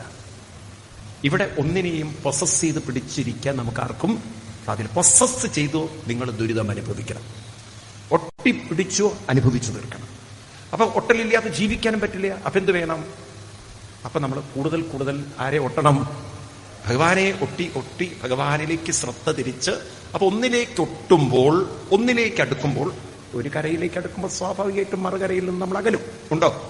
അതിനാണ് നമ്മൾ ഭക്തിയൊക്കെ കൊണ്ടു നടന്ന് ക്രമേണ ജീവിതത്തെ ഉൾക്കൊള്ളാൻ നമുക്ക് സാധിക്കണം. ഒരു ലക്ഷ്യം നമ്മുടെ ഉള്ളിലുണ്ടാവണം. ഞാൻ വന്നിരിക്കുന്നത് ഏതൊരു അനന്ത ശക്തിയിൽ നിന്നാണ്, പൂർണ്ണതയിൽ നിന്നാണോ തിരിച്ചു പോവേണ്ടതും അതിലേക്കാണ്. എല്ലാവരും വന്നിരിക്കുന്നത് അതിൽ നിന്നാണ്, എല്ലാവരും പോവേണ്ടത് അതിലേക്കാണ്. ആരും ആരുടേതല്ല. വെറുതെ എന്റെ മകൻ മരിച്ചു, എന്റെ മകൾ മരിച്ചു എന്ന് പറഞ്ഞ് നെഞ്ചത്തടിച്ച് കരഞ്ഞ സമയം കളയരുത്. അങ്ങനെ ആരും ആരുടെ അല്ല. ഒരു കെട്ടി നിങ്ങൾ കഴുത്തിൽ കയറിട്ടു, താലിയിട്ടു എന്ന് വെച്ചിട്ട് അന്നു മുതൽ നമ്മുടേതായി തീരുവാരെങ്കിലും, അല്ലെങ്കിൽ എപ്പോഴെങ്കിലും നമ്മുടേതായിട്ടുണ്ട്. വെറും വാക്കിലല്ലേ നമ്മുടേതായിട്ടുള്ളൂ. നോക്കൂ, കല്യാണം കഴിച്ചിട്ട് പറയാണ് നീ എന്റെയാണെന്ന് നാട്ടുകാരുടെ മുന്നിൽ വെച്ച് പറയുന്നല്ലാതെ ഉള്ളിന്റെ ഉള്ളിൽ ആരുടെങ്കിലും മനസ്സ് സത്യസന്ധമായി പറയണേ. ഞാനിത് നിങ്ങളോട് അറിയാൻ വേണ്ടിയിട്ട് ഞാൻ ഈ ചിന്ത ആദ്യം എന്റെ മനസ്സിൽ വരികയാണ്. അപ്പൊ നിങ്ങളൊക്കെ കല്യാണം കഴിച്ച ആളുകൾ എല്ലാവരും 99% നിങ്ങളുടെ മനസ്സ് നിങ്ങൾ എപ്പോഴെങ്കിലും വിചാരിച്ചിട്ടുണ്ടോ നിങ്ങളുടെ ഭാര്യയുടെ മനസ്സാണെന്ന്? സത്യം പറയൂ. അല്ലെങ്കിൽ നിങ്ങളുടെ മനസ്സ് നിങ്ങളുടെ ഭർത്താവിന്റെ മനസ്സാണ് എപ്പോഴെങ്കിലും തോന്നിയിട്ടുണ്ടോ? നിങ്ങളുടെ മനസ്സ് നിങ്ങളുടെ മനസ്സാണോ ഭർത്താവിന്റെ മനസ്സാണോ? നിങ്ങളുടെ മനസ്സ് നിങ്ങളുടെ മനസ്സാണ്. ആണോ അല്ലയോ? ഈ മനസ്സ് എപ്പോഴെങ്കിലും വേറൊരാളെയാണെന്ന് നിങ്ങൾക്ക് തോന്നിയിട്ടുണ്ടോ? നിങ്ങളുടെ മനസ്സ് നിങ്ങൾ വേറെ ആൾക്ക് വിട്ടു കൊടുത്തിട്ടുണ്ടോ? പിന്നെ ഇങ്ങനെ വേറെ ആൾ നിങ്ങളുടെ ആവുന്നത് എനിക്ക് മനസ്സിലാവില്ല. ഇതെല്ലാം അവനവന്റേതായിട്ട് അവനവന്റെ കയ്യിൽ കൊണ്ടു നടന്നിട്ട് പിന്നെ നിങ്ങൾ പറയാണ് ഭർത്താവ് എന്റെ ഭർത്താവാണ്. നിങ്ങളുടെ ഭർത്താവ് എങ്ങനെയാണ്? ആ മനുഷ്യൻ അയാളുടെ ഭർത്താവ് മനസ്സ് നിങ്ങൾക്ക് തന്നിട്ടില്ല.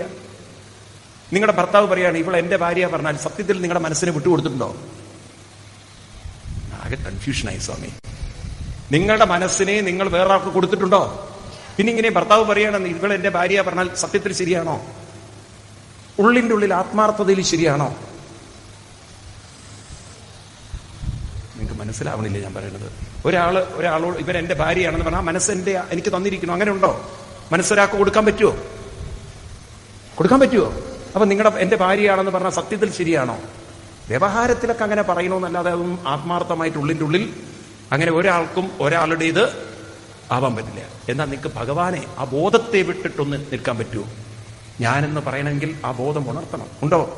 ഭർത്താവ് ഭാര്യ മക്കള് ബന്ധങ്ങളൊക്കെ വിട്ടിട്ട് മനസ്സിന് നിലനിൽക്കാം, പക്ഷെ ബോധത്തെ വിട്ട് നിലനിൽക്കാൻ പറ്റില്ല. ഗോപികമാരതാ പറയുന്നത്. കൃഷ്ണൻ ഗോപികമാരെ കൃഷ്ണന്റെ അടുത്ത് ഇല്ലയാണ് പറഞ്ഞു, രാത്രി സമയം നിങ്ങൾക്കൊക്കെ ഭർത്താവും മക്കളൊക്കെ ഉള്ളതാണ്, അതുകൊണ്ട് വേഗം വീട്ടിലേക്ക് പോകുമെന്ന് പറഞ്ഞപ്പോൾ ആരാണ് ഭർത്താവ് എന്ന് ചോദിക്കുകയാണ്. ഭഗവാനാകുന്ന ഭർത്താവിനെ വിട്ടിട്ട് ഞങ്ങൾക്ക് ഒരിക്കലും നിൽക്കാൻ പറ്റില്ല. മറ്റു ഭർത്താവിനെ വിട്ടാലും കുഴപ്പമൊന്നുമില്ല, മറ്റൊരു ഭാര്യയെ വിട്ടാലും മനസ്സുകൊണ്ട് കുഴപ്പമില്ല, പക്ഷെ ആരെ വിടാൻ പറ്റില്ല? ആരെ വിടാൻ പറ്റില്ല? അപ്പൊ വിടാൻ പറ്റാത്ത ഭഗവാനോട് ബന്ധമില്ല, വിടാൻ പറ്റാത്ത ഭഗവാനോടൊരു ബന്ധവുമില്ല. വിടാൻ പറ്റുന്നവരെ നമ്മൾ വിടാതെ മുറുകെ പിടിക്കുന്നതിന്റെ പേരെന്താണ്? മനസ്സിലായതേ ഇല്ല. വിടാൻ പറ്റാത്തൊരു ഭഗവാനോട് ബന്ധവുമില്ല. നമുക്ക് എന്താ പറഞ്ഞത്? വിടാൻ പറ്റാത്ത ഭഗവാനോടൊരു ബന്ധവുമില്ല, നമ്മളെയോട്ട് പിടിച്ചിട്ടുമില്ല, നമുക്ക് ആരെയോട്ട് പിടിക്കാനും പറ്റില്ല. എന്ന് വെച്ചാൽ ഒരു ബന്ധമില്ലാത്തതൊക്കെ നമ്മളുടെ ബന്ധമുണ്ടെന്ന് കൊണ്ടു നടക്കുന്നത് അതല്ലേ പൊട്ടത്തരം? അതല്ലേ മണ്ടത്തരം? അതല്ലേ അജ്ഞാനം? ആണോ അല്ലയോ? ഇങ്ങനെ ജീവിച്ച് ദുരിതം അനുഭവിക്കുന്നു. അതുകൊണ്ട് വിവേകത്തിൽ ജീവിക്കാൻ നമുക്ക് സാധിക്കണം. എനിക്കിവിടെ ആരോടെ ബന്ധം പറ്റുള്ളൂ? എത്ര പേർക്ക് ആ ബോധം വന്നിട്ടുണ്ട്? എന്ത് ബോധം? ഇത് എളുപ്പമാണോ വരല്? ഇത് വരില്ല എളുപ്പമാണോ? ഇതൊക്കെ ഇതിന്റെ ഹാളെന്ന് കേട്ട് പുറത്തു കഴിഞ്ഞാൽ കൈവിട്ടു, ഒറ്റ വിളി മതി, തീർന്നു, കാര്യം തീർന്നു. ഇതങ്ങനെയൊന്നും മനസ്സിലങ്ങനെ ഉറച്ചു നിൽക്കില്ല. പക്ഷെ ഇവിടെയാണ് നമ്മൾ മനസ്സിലാക്കേണ്ടത്, ഉൾക്കൊള്ളേണ്ടത്. ഈ ഒരു ചക്രം അത് നിങ്ങൾ കരഞ്ഞാലും കരഞ്ഞില്ലെങ്കിലും അത് അനസ്യൂതം കറങ്ങിക്കൊണ്ടേയിരിക്കും. ആ ചക്രത്തെ പിടിച്ചു നിർത്താൻ ഒരാൾക്കും സാധ്യത. കൂടിയല്ല ജനിക്കുന്ന നേരത്തും കൂടിയല്ല മരിക്കുന്ന നേരത്തും മധ്യ ഇങ്ങനെ കാണുന്ന നേരത്ത് മത്സരിക്കുന്നതെന്തിനു നാം? ഈ പരമസത്യത്തെ നിങ്ങൾ ഉൾക്കൊണ്ടാലും ഉൾക്കൊണ്ടില്ലെങ്കിലും ഈ ചക്രം അനസ്യൂതമായി കറങ്ങിക്കൊണ്ടേയിരിക്കും. ആണോ? അപ്പൊ അതിൽ താളം തെറ്റാതെ മുന്നോട്ട് പോവല്ലേ വേണ്ടത്? അതിനൊറ്റ വഴിയല്ലോ. കൃഷ്ണ കൃഷ്ണ മുകുന്ദ ജനാർദ്ദന കൃഷ്ണ ഗോവിന്ദ നാരായണ ഹരേ അച്യുതാനന്ദ ഗോവിന്ദ മാധവ സച്ചിദാനന്ദ നാരായണ ഹരേ. ഉണ്ണി കൃഷ്ണൻ മനസ്സിൽ കളിക്കുമ്പോ ഉണ്ണികൾ മറ്റു ഇത് ഉൾക്കൊള്ളണം. വെറുതെ ഇവിടെ ഇരുന്ന് താളത്തിൽ പാടിയിട്ട് എന്താ കാര്യം? താളത്തിൽ പാടിയിട്ട് അന്തമില്ലാത്ത മനസ്സും കൊണ്ട് നടന്നിട്ട് എന്താ കാര്യം? ഈ താളത്തിൽ പാടുന്നത് മനസ്സിനെ അന്തമുള്ളതാക്കാനാണ്, വിവരമുള്ളതാക്കാനാണ്. ഈ അറിവിൽ നമ്മുടെ മനസ്സിനെ നമുക്ക് ഉറപ്പിക്കാൻ സാധിച്ചാൽ അപ്പോഴാണ് ഇവിടെ ആരോടും പോയി കൂടുതൽ ഒട്ടലുണ്ടാക്കി ബഹളത്തിന് പോകേണ്ട യാതൊരു കാര്യമില്ല. അപ്പൊ നമ്മൾ ജീവിക്കുമ്പോൾ, പ്രത്യേകിച്ച് ഞാനിത് പറയുന്നത് അത്ര എളുപ്പത്തിൽ ഉൾക്കൊള്ളാൻ പറ്റില്ല. നമുക്ക് രുക്മിണി സ്വയംവരമൊക്കെ വരുമ്പോൾ നമുക്ക് കാണാം അത് എങ്ങനെ ഇവിടെ ജീവിക്കണം. നമ്മൾ അടുത്ത തലമുറയ്ക്ക് പറഞ്ഞു കൊടുക്കേണ്ട ഒരു കാര്യമുണ്ട്. അതിനെ പറയാ പ്രേമ, മൈത്രി, കൃപ, ഉപേക്ഷ എന്നൊരു 4 കാര്യങ്ങളുണ്ട്. ഇന്ന് കുട്ടികളുണ്ടല്ലോ, ഇതൊക്കെ ഉൾക്കൊള്ളാൻ പറ്റിയാൽ കുറേയൊക്കെ ഒരു കുടുംബജീവിതത്തിൽ മറ്റുള്ളവരുടെ പെരുമാറ്റത്തെ പലപ്പോഴും ഉൾക്കൊള്ളാൻ പറ്റാതെ ഉണ്ടാകുന്ന കോൺഫ്ലിക്റ്റുകൾ. ഇന്നാണെങ്കിൽ നമ്മൾ ഭക്തി ഉണ്ടെന്നൊക്കെ പറഞ്ഞ് അമ്പലത്തിൽ പോയാലും പലപ്പോഴും മാനസികമായി സ്വഭാവങ്ങളോട് പൊരുത്തപ്പെടാൻ ഇത്തിരി ബുദ്ധിമുട്ടുകളാണ്. അപ്പൊ ഇങ്ങനെയൊരു ഒരു ജീവിതത്തിൽ ചില മോട്ടോസ് അല്ലെങ്കിൽ ജീവിതത്തിൽ ചില പ്രിൻസിപ്പിൾസ് ഒക്കെ ഉൾക്കൊണ്ടുകൊണ്ട് മനുഷ്യൻ ജീവിച്ചാൽ കുറേയൊക്കെ നമുക്ക് മാനേജ് ചെയ്യാൻ സാധിക്കും. ഇന്നിപ്പുണ്ടല്ലോ നമ്മൾ വളരെ ഹിന്ദു സമൂഹം ശ്രദ്ധിക്കണേ. ഞാൻ വളരെ ആത്മാർത്ഥമായിട്ട് പറയാം. നിങ്ങൾ എന്ത് ഭാഗവതം കേട്ടാലും കേട്ടിട്ടില്ല, നിങ്ങളൊരു യാഥാർത്ഥ്യം പറയുന്നുണ്ടോ? ഇന്ന് നമ്മുടെ പെൺകുട്ടികൾ വളരെയധികം എഡ്യൂക്കേഷൻ കൂടുതലുള്ളവരാണ്. കാരണം അവർ ഹാർഡ് വർക്കിംഗ് ആണ്. ആമ്പിളരൊക്കെ ഒരുവിധ കുഴപ്പന്മാരുമാണ്. വളരെ ക്രീമി ഒരു ലെയറിൽ വരുന്ന വളരെ കുറച്ച് ഹാൻഡ് പിക്ഡ് പിള്ളേരാണ്. ആണോ? ബാക്കിയൊക്കെ ഒരു ഉഴപ്പാണ്. അപ്പൊ അതുകൊണ്ട് ഇന്ന് കുട്ടികളെ കല്യാണം കഴിക്കുമ്പോൾ നിങ്ങൾ നോക്കൂ, പെൺകുട്ടികളുടെ ക്വാളിഫിക്കേഷൻ. ഞാൻ സത്യസന്ധമായിട്ട് പറയണേ, കഴിഞ്ഞ ദിവസം എന്നെ കാണാൻ ഒരു പെൺകുട്ടി അമ്മയൊക്കെ കൂടെ വന്നു. അപ്പൊ ആ കുട്ടി PhD പോകണം, സൈക്കാട്രിക്. ഞാൻ പറഞ്ഞു, ദേ വിചാരിച്ചു നീ PhD എടുക്കരുത്, നിന്റെ ജീവിതം അതോടുകൂടി തീർന്നു. കാരണം എന്താന്ന് വെച്ച് കഴിഞ്ഞാൽ എഡ്യൂക്കേഷൻ കൂടുന്തോറും നല്ലൊരു ബന്ധം കിട്ടാൻ പാടാണ്. പിന്നെ ക്ലർക്കായ ഒരു പയ്യനെ കല്യാണം കഴിച്ചു കൊടുക്കുന്നത്, ജാതവും കൂടി ഹിന്ദുവിന്റെ തലയിൽ നിൽക്കുന്നതുകൊണ്ട് ഇത് ഒത്തുവരണ്ടേ. അത് ഒരു ജോത്സ്യൻ ഒപ്പിച്ചാൽ മറ്റൊരു ജോത്സ്യൻ ഒപ്പിക്കില്ല. ഒരു 4 ജോത്സ്യന്റെ അടുത്ത് പോയാൽ മിക്കവാറും നിങ്ങളുടെ കെട്ട് തീർന്നിട്ടുണ്ടാവും. ഒരാൾ പറയും സമയം അനുകൂലമല്ല, മറ്റൊരാൾ പറയും സമയം അതിക്രമിച്ചു, മറ്റൊരാൾ പറയും സമയം ഉണ്ട് പക്ഷെ ഇത് യോജിക്കില്ല, വേറൊരാൾ പറയും യോജിപ്പിക്കാൻ പക്ഷെ കുറച്ച് ചെലവുണ്ട് എന്നാണ്. പിന്നെ അയാൾക്ക് ആകെ കൺഫ്യൂഷനായിട്ട്, അല്ലേ? ആണോ അല്ലയോ? മൊത്തം കൺഫ്യൂഷനായിട്ട്. അതുകൊണ്ട് ഇപ്പൊ എന്താ സംഭവിക്കുന്ന വെച്ചാൽ ഒരുപാട് വീടുകളിൽ പണ്ടൊക്കെ പുര നിറഞ്ഞു നിൽക്കുന്ന പെൺകുട്ടികളാണെങ്കിൽ ഇന്ന് പുര നിറഞ്ഞു നിൽക്കുന്ന ആൺകുട്ടികളുടെ കാലഘട്ടമാണ്. 10, 30, 40 വയസ്സായിട്ട് കുട്ടികളുടെ കല്യാണം നടക്കുന്നില്ല. കാരണം വെച്ചാൽ പെൺപിള്ളേരൊക്കെ ഹൈലി ക്വാളിഫിക്കേഷൻ ഉള്ളവരും അതിന് പറ്റുന്ന ആ പെൺപിള്ളേർക്കൊന്നും ഇവരെ വേണ്ട. എന്നിട്ടെല്ലാം മതം മാറി ജാതി മാറിക്കൊണ്ടെന്നാൽ ഹിന്ദു സംസ്കൃതി തന്നെയല്ലേ, കുഴപ്പമില്ല.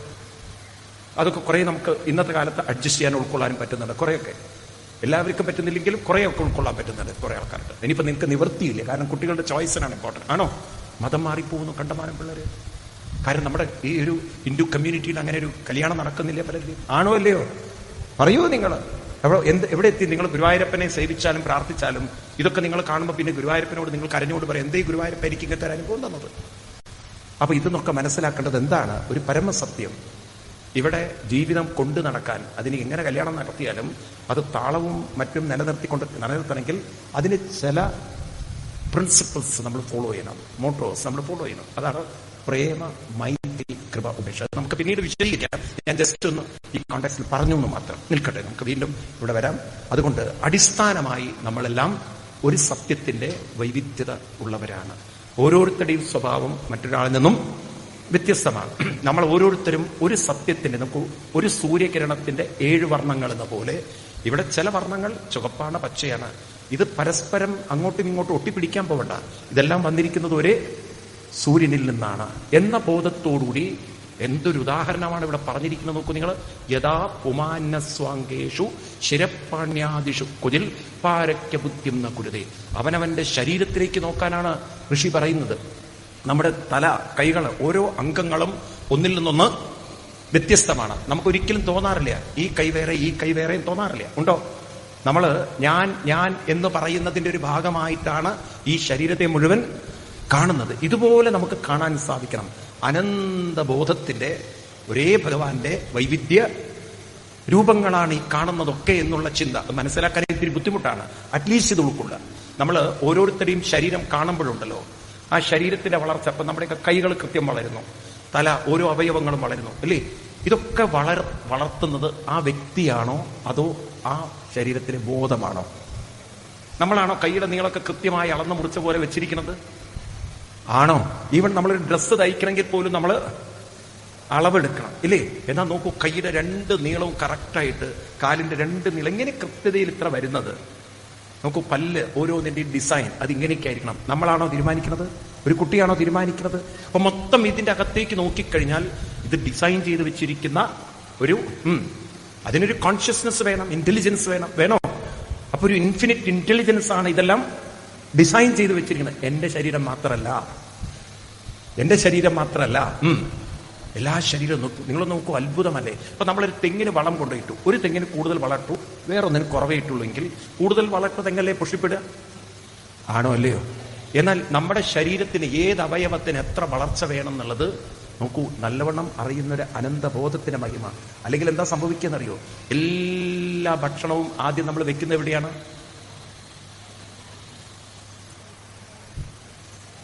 ആദ്യം നമ്മൾ ഈ ഭക്ഷണമൊക്കെ വെക്കുന്ന എവിടെയാണ്? വായിലെന്ന് പറഞ്ഞാൽ നാക്കിലാ വെക്കുന്നത്. ആ നാക്ക് അതിനങ്ങോട്ട് വലിച്ചെടുത്തു എന്ന് വിചാരിക്കുക. തെങ്ങിനെ പോലെ വളം വലിച്ചെടുക്കുന്നു നാക്ക് എന്ന് പറഞ്ഞാൽ എന്തായിരിക്കും നിങ്ങളുടെ അവസ്ഥ? ഇതൊന്നും മിണ്ടാതിരിക്കുന്നത്. നാക്കെങ്ങാനും ഈ വെച്ച ഭക്ഷണം മുഴുവൻ വലിച്ചെടുത്തിരുന്നെങ്കിൽ എന്തായിരിക്കും അവസ്ഥ? നിങ്ങളുടെ നല്ല കാലം നാക്കൊരു പോക്ക് പോയിട്ടുണ്ടാവും. അത് മടക്കി വെക്കാൻ പോലും പറ്റില്ലേ. പിന്നെ നാലിച്ച് നോക്കൂ, അല്ലേ? ശരിയല്ലേ? അപ്പൊ ഓരോന്നിനും കൃത്യം വളർച്ചയ്ക്ക് എത്രയാണ് വേണ്ടതെന്ന് എത്ര ഭംഗിയായിട്ട് അറിയുന്ന ഒരു ശക്തി, തൊഴുതു പോവില്ലേ? ഇത്രയും ഒരു ഇന്റലിജൻസ് ആയിട്ടുള്ള സാധനം അതെല്ലാവരുടെ ഉള്ളിലും അത് തന്നെയാണെന്ന് മനസ്സിലായാൽ ആരോടൊട്ടും, എന്തിനോടൊട്ടും? ദേഹത്തിനോടൊട്ടുമോ? അപ്പം നാം ഓരോരുത്തരും വന്നിരിക്കുന്നത് ആ ഒരു സത്യത്തിൽ നിന്നാണ്. ഇത് മനസ്സിലായാൽ ഏകത്വം അനുപശ്യത. അപ്പൊ നമുക്ക് ആരോടും പ്രത്യേകിച്ചൊരു കൂടുതൽ പോയി ഒരു ബഹളം വെക്കേണ്ട യാതൊരു കാര്യമില്ല. ഒരു കാര്യം നമ്മൾ മനസ്സിലാക്കേണ്ടത്, ജീവിതത്തിൽ പലപ്പോഴും മറ്റുള്ളവരെ പെർഫെക്റ്റ് ആക്കാൻ നോക്കുമ്പോഴാണ് നമുക്ക് ബഹളം വെക്കേണ്ടി വരിക. ഇത് നമുക്ക് ആദ്യമേ മനസ്സിലാവുക. ഞാൻ വിചാരിച്ച മറ്റൊരാളെ നേരെയാക്കാൻ പറ്റില്ല എന്ന് പറഞ്ഞിട്ട് കൈ ഒഴിയാന്നല്ല, നമ്മൾ കഴിയുന്നത്ര ഒരാളെ തട്ടി ഉണർത്തിക്കൊണ്ടിരിക്കുക. വിളിക്കണം, രാവിലെ നമ്മൾ വിളിച്ചാൽ പണി ചെയ്തുകൊണ്ടിരിക്കണം. പക്ഷെ ഉണരുമോ ഇല്ലയോ എന്നത് അവരെ കാര്യം. പക്ഷെ ഒരു കാര്യം ഓർമ്മിപ്പിക്കണം, ഉണർത്തേണ്ടത്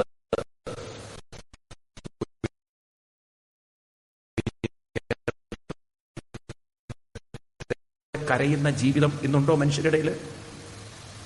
ഞാൻ പറഞ്ഞത് ശ്രദ്ധിച്ചില്ല നിങ്ങൾ? ഇന്ന് മനുഷ്യൻ മൃഗത്തെ പോലെ കരയുന്ന ഒരവസ്ഥയിൽ ജീവിക്കുന്നുണ്ടോ? അതന്നെയാണ് ദക്ഷന്റെ തല ആടാക്കുക. ശിവനെ നേരെയാക്കാൻ പോയതാണ്. ശിവന്റെ രീതിയിൽ പോവുകയും ചെയ്തു. ഇദ്ദേഹത്തിന് തല ആടിന്റെ തലയാവാൻ പോയി. കൂടുതൽ മറ്റുള്ളവരെ പിന്നാലെ പോയി ഒട്ടിപ്പിടിച്ച് മറ്റുള്ളവർ ആരുടെ അവസ്ഥ വരും? ദക്ഷന്റെ അവസ്ഥ വരും. ഇതെപ്പോഴും ഓർത്തോളൂ മറ്റുള്ളവരോട്. ഞാൻ ഇത്രയും കാലം നിങ്ങളുടെ കൂടെ നടന്നിട്ട് എനിക്ക് ദക്ഷന്റെ തല ഗതികേടാണ് വരുന്നത് എന്നുള്ളത്. പക്ഷെ ഓർമ്മയുണ്ടാവുക, എന്റെ ജീവിതം ഞാൻ ആരാക്കി മാറ്റരുത്? ദക്ഷന്റെ അവസ്ഥയാക്കി മാറ്റരുത്. നമ്മൾ ദിവസവും നോക്കൂ, ഇതൊരു ഉപദേശമായിട്ട് എടുക്കരുത്. നമ്മൾ ആരെയും എന്താ പറയുക, ഒട്ടരുതെന്നൊക്കെ പറയുന്നതുണ്ടല്ലോ. Don't take it in amiss ഒരു മീനിങ് അല്ല. നമ്മൾ സാധന ചെയ്തുകൊണ്ടിരുന്നാൽ ഇത് ചെടികൾ എന്നൊക്കെ കണ്ടുപിടിക്കണം നമ്മൾ. ഇപ്പൊ നമ്മളൊരു കവുങ്ങ് അല്ലെങ്കിൽ തെങ്ങ് നട്ടുപിടിപ്പിച്ചാൽ ആ തെങ്ങിൽ നിന്ന് പഠിക്കണം. അപ്പുറത്തും ഇപ്പുറത്തും പ്ലാവോ മാവൊക്കെ ഉണ്ടെങ്കിലും തെങ്ങെന്ത് ചെയ്യും? തെങ്ങ് അയ്യോ മാവാണെന്നും പറഞ്ഞാൽ അവിടെ പിടിച്ചു നിൽക്കുവോ? കുശലം പറഞ്ഞ് അവിടെ നിൽക്കുവോ? അതിന്റെ വളർച്ച വളർന്നുകൊണ്ടിരിക്കും. ഇതുപോലെ ഭർത്താവും മക്കളും വീടും കുടുംബവും ഒക്കെ അവിടെ ഇരുന്നോട്ടെ. നമ്മൾ എന്ത് ചെയ്യണം? സാധനയിലൂടെ മനസ്സിനെ വളർത്തിക്കൊണ്ടിരുന്നാൽ മറ്റുള്ളതുമായിട്ടൊന്നും പൊട്ടിപ്പിടിക്കില്ല. നമ്മൾ ഉയർന്നുകൊണ്ടിരുന്നാൽ നമ്മളെ തളർത്താൻ ഒരാൾക്കും സാധ്യമല്ല. വളരുകയുമില്ല, ഉണരുകയുമില്ല, ഉയരുകയുമില്ല. മറ്റുള്ളവരെ നേരെയാക്കാൻ നടന്നാൽ അവർ നേരെയാവുകയുമില്ല. ഈ ജന്മം ഒരിക്കലും നിങ്ങൾ നന്നാവുകയുമില്ല. മനസ്സിലാവുണ്ടല്ലോ? ആരുണ്ടാക്കി പ്രശ്നം? അവനാണ്. ഈ ഒരു കഥയാണ് ദക്ഷന്റെ കഥയിൽ നിന്ന്. അടുത്ത ഒരു കഥയും കൂടി കണ്ട് നമുക്ക് ഉപസമരിപ്പിക്കാം. അതാണ് ഭാഗവതത്തിലെ ധ്രുവചരിതം. ഉത്താനപാദ മഹാരാജൻ. ഞാൻ കഥ വിസ്തരിക്കില്ല. കഥ എല്ലാവർക്കും അറിയുന്ന കഥയായതുകൊണ്ട് ഒറ്റ വരിയിലെ കഥ തീർക്കും. ബാക്കി കാര്യങ്ങൾ. ഉത്താനപാദന് 2 ഭാര്യ, 2 കെട്ട് കെട്ടി. ഒന്നാമത്തെ കെട്ടിയത് സുനീതിയും രണ്ടാമത്തെ സുരുചിയും. സുനീതിയിലുള്ള കുട്ടി ഉത്തമനും രണ്ടാമത്തെ കുട്ടി ധ്രുവനും. അപ്പോഴാണ് ഈ സുരുചിക്കൊരു തോന്നല്, രാജപാരമ്പര്യമനുസരിച്ച് മൂത്തവനായിരിക്കും രാജ്യം കിട്ടുക. അപ്പൊ ഇതെങ്ങനെയെങ്കിലും അടിച്ചു മാറ്റി എന്റെ മകന് കിട്ടണമെന്നുണ്ടെങ്കിൽ ഈ സുനീതിയെ കൊട്ടാരത്തിൽ നിന്നും പുറത്താക്കണം. അപ്പൊ സുരുചി ചില മന്ത്രപ്രയോഗങ്ങളൊക്കെ ചെയ്തു. സുരുചി ഉപയോഗിച്ച മന്ത്രം ഏതായിരിക്കും അറിയോ? സ്ത്രീകൾക്ക് മാത്രം അറിയുന്ന ഒരു മന്ത്രമാണ് അത്രേ, തലയണ മന്ത്രം എന്നുണ്ട്. എനിക്കെന്താ അറിയില്ല എപ്പോഴും സംഭവം. ഇപ്പൊ കേട്ടിട്ടില്ലല്ലോ അങ്ങനെ ഒരു സംഭവം ഉണ്ട് എന്നുള്ളത്. ആർക്കെങ്കിലും അറിയുന്നുണ്ടെങ്കിൽ പറഞ്ഞു തരണേ. തലയണ മന്ത്രം.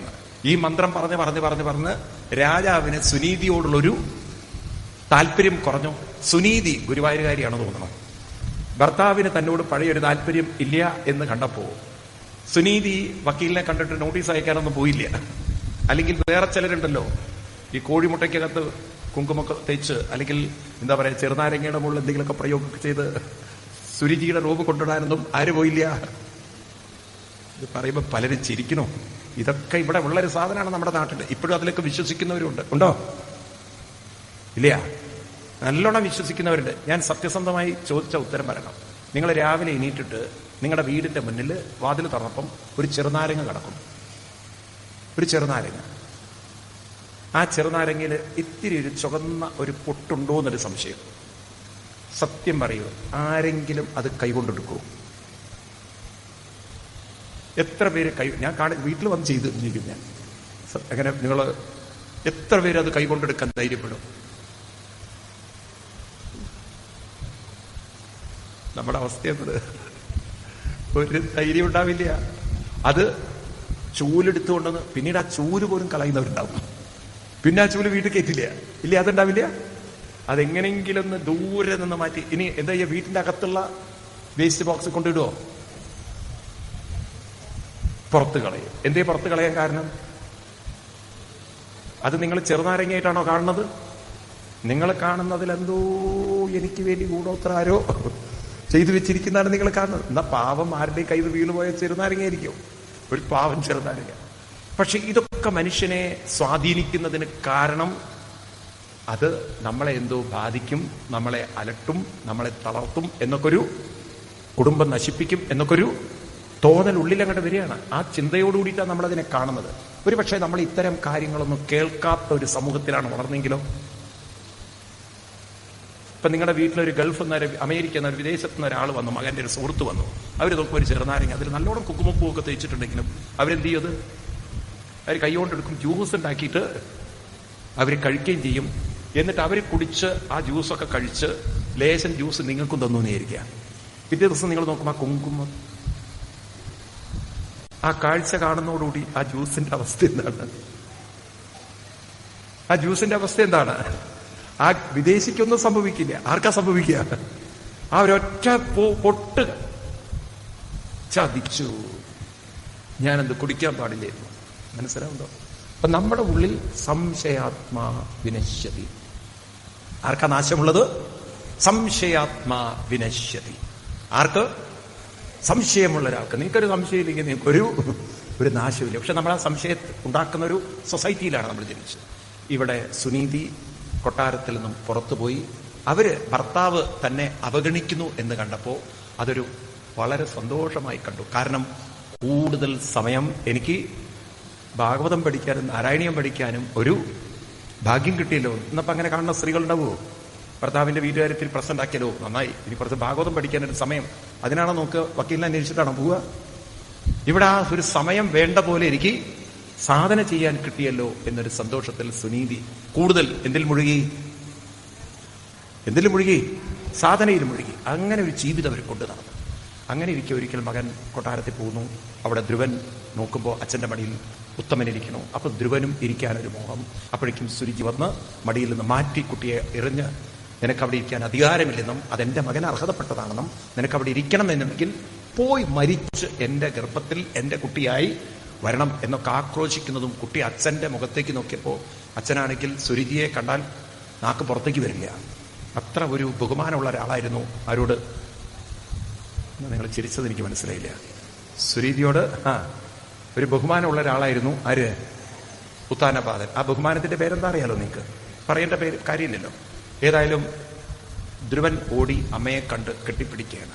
കുട്ടി എന്തോ വികൃതി കാണിച്ചിട്ടാണ് കരയണമെന്നൊക്കെയാണ് അമ്മമാര് കരുതുക. ഉടനെ അമ്മ തലയിലെ മൂർധാവിലൊക്കെ തലോടി സമാധാനിപ്പിച്ച്, അപ്പോഴേക്കും തോഴി വന്ന് പറഞ്ഞു, ഇങ്ങനെ ക്രൂരവാക്കുകൾ ഈ കുട്ടിയോട് പറഞ്ഞതുകൊണ്ടാണ് കുട്ടി കരയുന്നത്. അപ്പോഴേക്കും അമ്മ തന്റെ മകനെ മൂർധാവിൽ കൈവച്ച് പറയുന്ന വരികളാണ് ധ്രുവന്റെ ജീവിതം മാറ്റിമറിക്കുന്നത്. ആ ഉണ്ണിയോട് പറയുന്നത്, ആതിഷ്ഠദത്താദ വിമത്സരത്വം ഉക്തം സമത്രാഭിയതീകം ആരാധയാധോക്ഷജപാദപത്മം യതീച്ഛസേ അത്യാസനമുത്തമോ യഥാ. ഉണ്ണി, ജീവിതം ഒരിക്കലും ഒന്നിനും വേണ്ടി കരഞ്ഞു തീർക്കാനുള്ളതല്ല. ആദിഷ്ട, നീ നിന്നെ ഉയർത്തിയാലും എന്ന് പറഞ്ഞാൽ എന്താ അർത്ഥം? ഒരു സങ്കടത്തിൽ ജീവിക്കേണ്ടവരല്ല. അനന്ത സാധ്യത ഉള്ളിലുണ്ട് ഉണ്ണി. നിനക്ക് എന്താണ് കിട്ടാത്തതായിട്ടുള്ളത് എന്നാണ്. പലതും നേടിയെടുക്കാനുള്ള ഉള്ളിൽ സാധ്യതകൾ. അപ്പൊ ഒരു സാധന ചെയ്യുന്ന ഒരാൾക്ക് ഇത് മറ്റൊരാൾക്ക് പറഞ്ഞു കൊടുക്കാൻ പറ്റുള്ളൂ. നിന്റെ ഉള്ളിൽ ഇനിയും പല സാധ്യതകൾ, ഉത്തമനിരിക്കുന്നതിനും അപ്പുറത്ത് കടക്കാൻ നിന്റെ ഉള്ളിൽ സാധ്യതയുണ്ട് ഉണ്ണി. നീ കരഞ്ഞിരിക്കേണ്ട ഒരാളല്ല. നിനക്ക് അനന്തമായ സാധ്യതയുണ്ട്. നീ കരഞ്ഞിരിക്കരുത് ഉണ്ണി, അത് കൈവരിക്കാൻ നോക്കൂ.